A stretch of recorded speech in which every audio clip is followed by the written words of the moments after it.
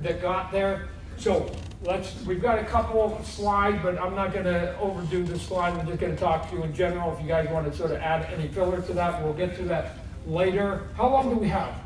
Does anybody know?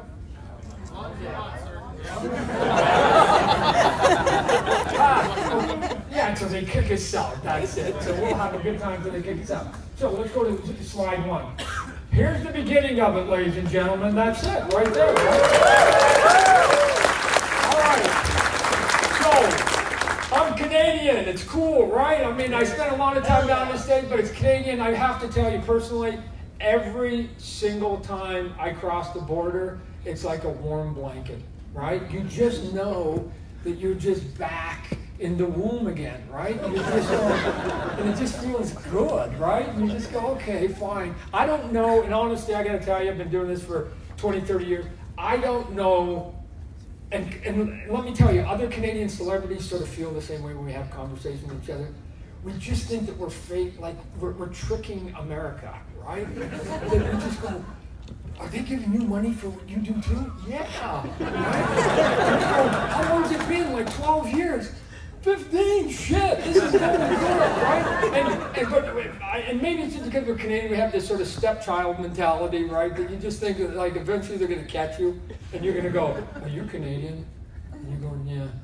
No, that's not how it is. And you have to get pushed to the side. But my 15 minutes of fame has lasted way longer than I thought, so I go, maybe they're just dumb and they're never going to catch me, right? I might actually get an entire career out of this, a lifetime out of this. So we won't tell them, but like I said, I like coming up here. My wife and I still own a little house on Vancouver Island. Anybody never been to Vancouver Island, you should. It's spectacular, especially in the summer, and it's really a piece of magical space. So we go there. We live in Phoenix.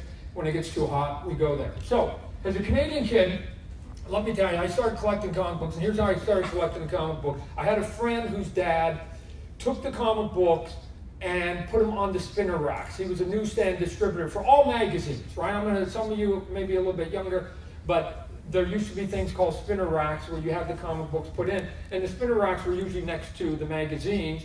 So this guy's job was to bring in all the magazines and all the comic books, and then he'd get the old ones, and sometimes he'd bring some home to his son, and his son had this collection, and I'd go, hey, what is that? And he'd go, oh, my dad's got all these.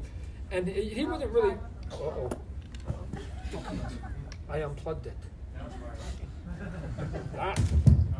Test. I need to hold it. And he had a bunch of ones, and I started collecting some of his books, and then I went to a store. I remember the 5 books that I bought, the very first 5 books that I bought in Calgary, and I just became obsessed. I don't know, there's just these moments where you just go, oh my God. And here's why. Because up to that point, I was an incessant doodler, right? I'm sure there's some of you in this room that are doodlers, right? And it gets you not very good grades, right? If you've done it, right? Especially in science. There's 2 things. One, I wasn't a very good student, and 2, my eyesight wasn't very good. And so I don't know how many of you sort of wear glasses or contacts, but you know that moment where they tell you when you're young you have to wear glasses, but you don't want to because you think you're going to be the nerd, right? And you don't want to do it, and your vanity gets in the way.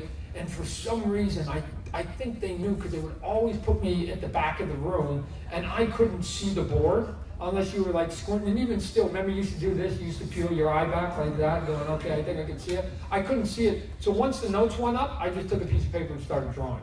Right? So I got a D in those classes, but the art was getting better and better. But I've been doing that since I was 5. I was the proverbial best artist in the class, right? You know, everybody has one of those. That the teacher goes, Todd, could you come up and draw a hippopotamus? We're talking about Africa, could we talk? And so you'd have to draw a hippopotamus or whatever it was. So I had about 20 different styles. When I bought the comic books, and at 16 years old, I remember the store. I could walk to it right now. I remember the 5 books I bought. One of them happened to be The Amazing Spider-Man 167, and I just went boom, and I went, I'm going to teach myself that style. That's all it is. It's Americana superhero comic book style. That's all it is. So I go, I'm going to focus in on that style, and I'm going to teach myself.